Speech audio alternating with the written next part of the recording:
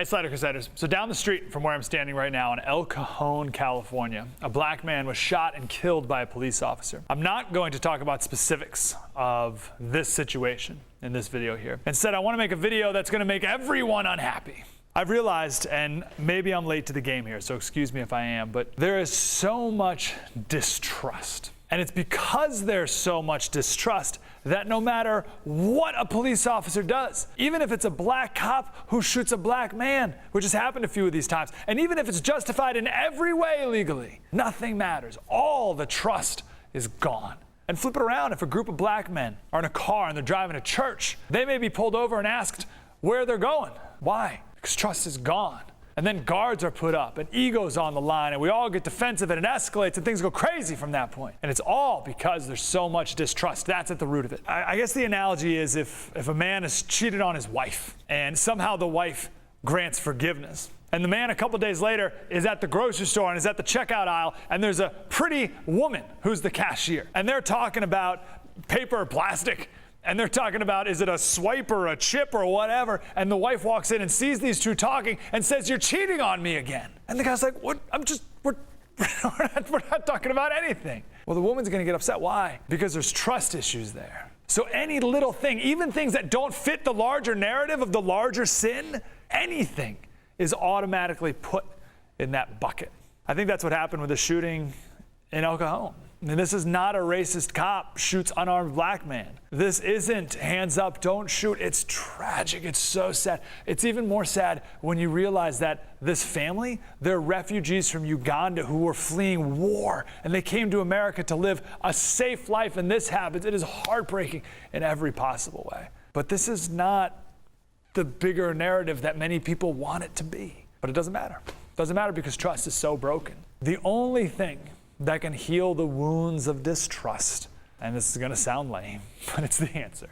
It's love from all sides. The only way to trust again.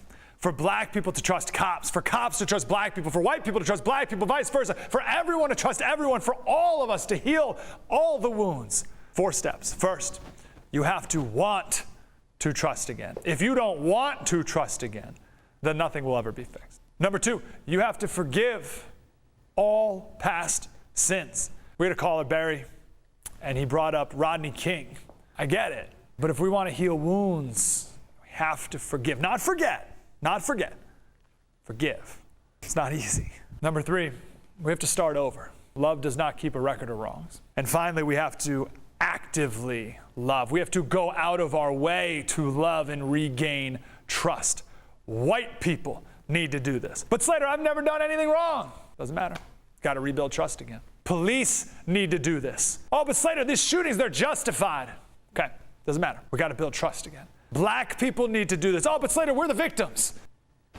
We got to learn to trust each other again. Everyone needs to put pride aside, and you can't worry about winning. MLK said, we can't seek to humiliate or defeat the other side. We have to seek to win friendship with all. Martin Luther King Jr., he gave a sermon, it's called Love and Forgiveness. And he said when Jesus was on the cross, he could have said, "Father, get even with them." He could have said, "Father, let loose the mighty thunderbolts of righteous wrath and destroy them." But this is not what he said. Through suffering, excruciating pain, Jesus said, "Father, forgive them, for they know not what they do."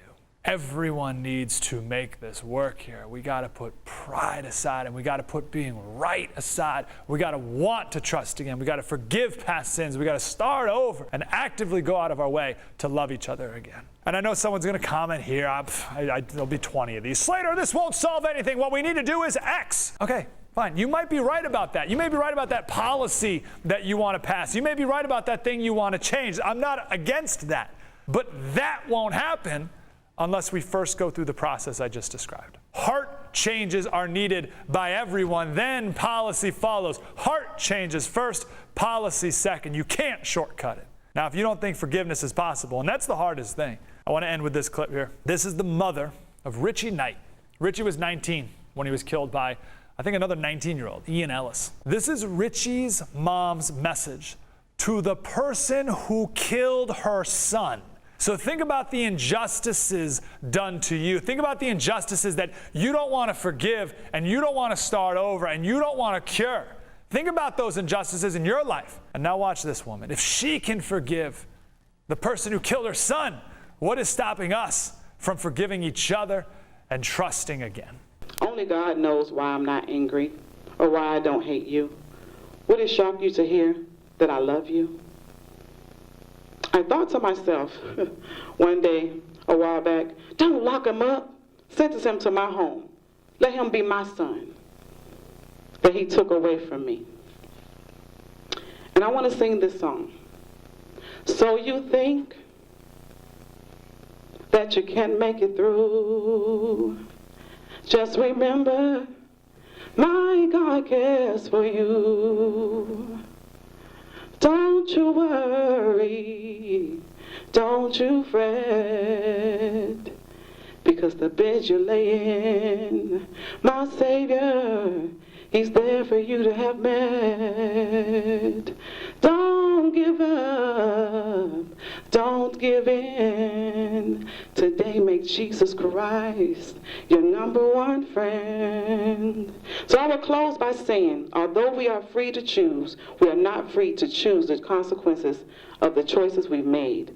So now that you know who you are and how purposeful your life can be, you have a new choice of new life. Choose Jesus Christ today. If you can't do anything else, please do that for me.